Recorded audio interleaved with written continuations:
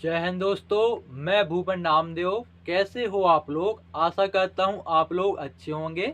आपके लिए एक अच्छी खुशखबरी है। एसएससी की तरफ से न्यू नोटिफिकेशन जारी किया गया है, जिसमें आपका दिल्ली पुलिस एमटीएस के पद पर न्यू वैकेंसी आ चुकी है।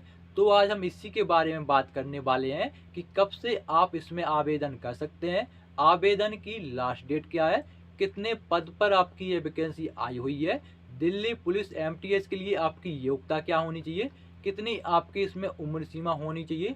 इसके अलावा जिस कैंडिडेट का हाइट नहीं है तो वो इसमें अप्लाई कर सकता है। दिल्ली पुलिस एमटीएस में इसमें आपकी हाइट नहीं नापी जाती है। फिर हम बात करते हैं इसकी सिलेक्शन प्रोसेस में कितने विषय से प्रश्न पूछ जाएंगे, माइनस मार्किंग होती है कि नहीं होती है, और सबसे लास्ट में हम बात करेंगे इसकी सैलरी के बारे में। तो चलिए दोस्तों, आपको स्टेप बाय स्टेप सारी जानकारी हम समझाएंगे, तो वीडियो को बिल्कुल भी स्किप ना करें। तो सबसे पहले हम बात करें आवेदन डेट के बारे में।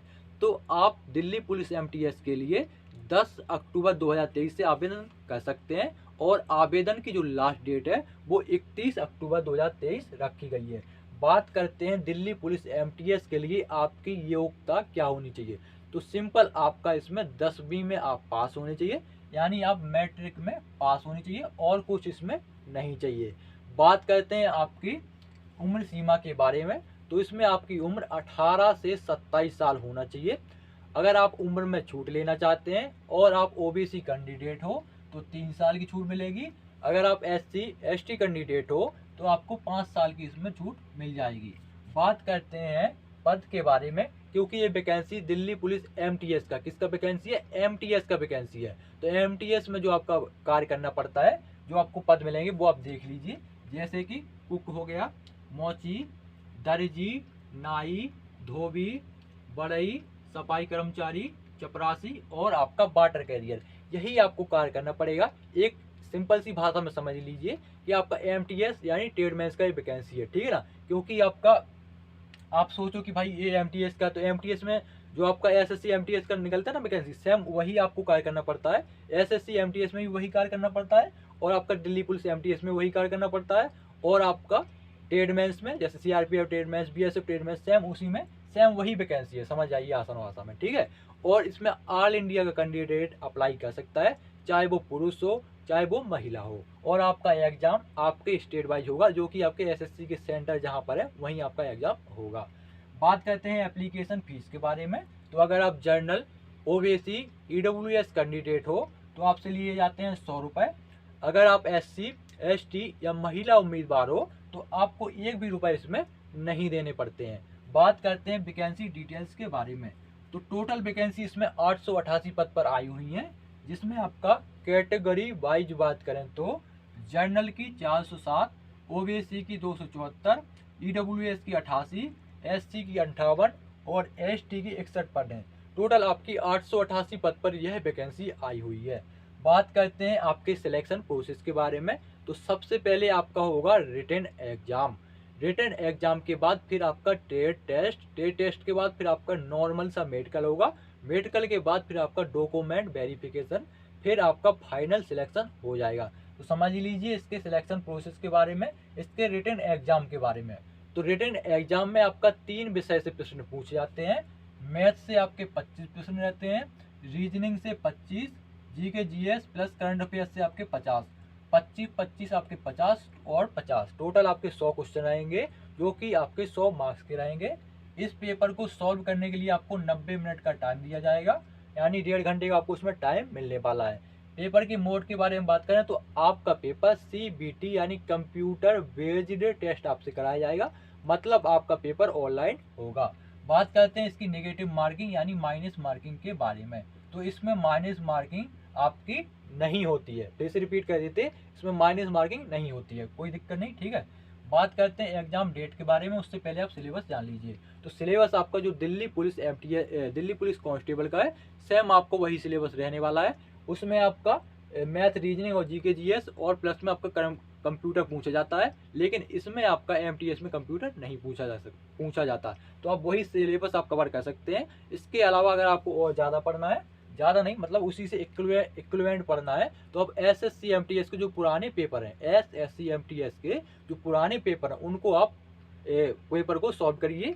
इसके अलावा SSC MTS के प्रैक्टिस सेट भी लगा सकते हैं जो कि आपको यूट्यूब में मिल जाएंगे आसानी से। और आप ज़्यादा पढ़ना तो SSC CHSL जो कि आपका 12वीं लेवल का एग्जाम होता है, उसके आप प्रैक्टिस सेट और प्रीवियस ईयर के क्वेश्चन लगा लोगे तो सारा पेपर आपका कवर हो जाएगा, इससे कहीं बाहर नहीं जाएगा। ठीक है ना, इससे बाहर कहीं नहीं जाएगा। बात करते हैं आपके एग्जाम डेट के बारे में, क्योंकि दिल्ली पुलिस MTS का जो एग्जाम है वो आपको पूरा सिलेक्शन प्रोसेस SSC कंडक्ट करा रही है। तो SSC ने इसकी एग्जाम डेट भी दे दी है। तो दिल्ली पुलिस MTS के एग्जाम फरवरी 2024 में होंगे। कब होंगे? फरवरी 2024 में। और दिल्ली पुलिस कांस्टेबल GD के एग्जाम दिसंबर 2023 में होंगे। बात करते हैं टेट टेस्ट के बारे में। तो टेट टेस्ट आपका टोटल 20 अंक का होगा, जिसमें से आपको केवल 10 अंक लाने हैं। और आपका यह टेट टेस्ट क्वालिफाई नेचर का होगा, मतलब केवल आपको टेट टेस्ट क्वालिफाई करना है। 20 में से अगर आप 10 अंक ले आते हो तो आप टेट टेस्ट क्वालिफाई कर जाओगे।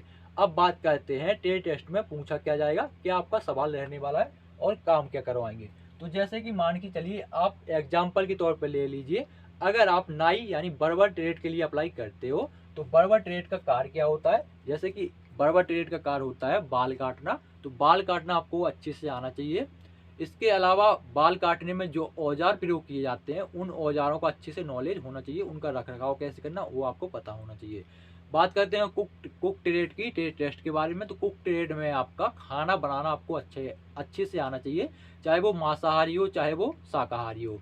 आपको सब्जी काटना अच्छे से आना चाहिए, आटा गूंथना, आटे की रोटी बनाना और रोटी बेलना। इसके अलावा बहुत सारे आपके मसाले प्रयोग किए जाते हैं सब्जी बनाने में, तो उन मसालों का आपको अच्छे से पता होना चाहिए कि इस मसाले का नाम क्या है। ठीक है। अब बात करते हैं सफाई कर्मचारी के ट्रेड टेस्ट के बारे में। तो सफाई कर्मचारी के ट्रेड टेस्ट में आपको क्या करवाएंगे कि आपको साफ सफाई करवा के देख सकते हैं, जैसे कि टॉयलेट साफ करवा के, बाथरूम साफ करवा के। इसके अलावा ग्राउंड पर झाड़ू भी लगवा सकते हैं। झाड़ू भी कई प्रकार की होती है, उन झाड़ू का आपको अच्छे से नाम पता होना चाहिए या उसका प्रयोग पता होना चाहिए कि ये झाड़ू कहाँ पर प्रयोग की जाती है। इसके अलावा जो उसमें डिटर्जेंट प्रयोग किए जाते हैं जैसे फिनाइल और आपका तेजाब हो गया या आपका कपूर हो गया, ठीक है ना, डिटॉल्स हो गया, फर्श में साफ सफाई करने के लिए प्रयोग किया जाता है, उसका आपकी मात्रा पता होना चाहिए कि इतने फर्श के लिए कितनी मात्रा आपको लगेगी। ठीक है, यही कुछ पूछा जाएगा। तो ज़्यादा आपको फोकस जो करना है वो आपको रिटन एग्जाम के ऊपर ही करना है। उसके बाद फिर आपको टाइम मिल जाएगा, तो आसानी से ये जो टेस्ट है वो 10 दिन में आसानी से क्वालिफाई हो जाएगा, कोई दिक्कत वाली बात नहीं है। बात करते हैं आपकी सैलरी के बारे में। तो इसमें जो इन हैंड सैलरी मिलती है वो मिलती है आपको 18,000। इसके अलावा सेंट्रल गवर्नमेंट की तरफ से बहुत सारे अलाउंसेस दिए जाते हैं, जैसे कि TA DA HRA, ration money. इन सभी अलाउंसेस मिला के आपकी शुरुआत की सैलरी बनेगी 30 से 35,000 के बीच में। ठीक है ना, तो सैलरी भी इसमें अच्छी खासी मिल जाएगी आपको।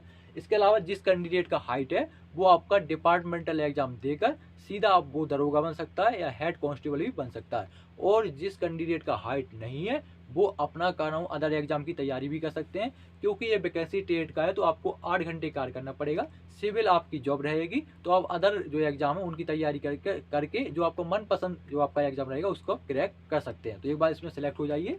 ये मत सोचिए कि ट्रेड मैंस का वैकेंसी है, MTS की वैकेंसी है तो ये नहीं करेंगे। तो एक बार जो वैकेंसी मिल जाए वही सही है। बेरोजगारी मची हुई है, कंपटीशन ज़्यादा है, तो आप समझ सकते हैं। इसके अलावा अगर आपको कुछ डाउट हो तो आप कमेंट बॉक्स में कमेंट कर सकते हैं। वीडियो को लाइक करें, शेयर करें। अभी तक अगर आपने चैनल को सब्सक्राइब नहीं किया है तो जल्दी से कर लें। जय हिंद, जय भारत।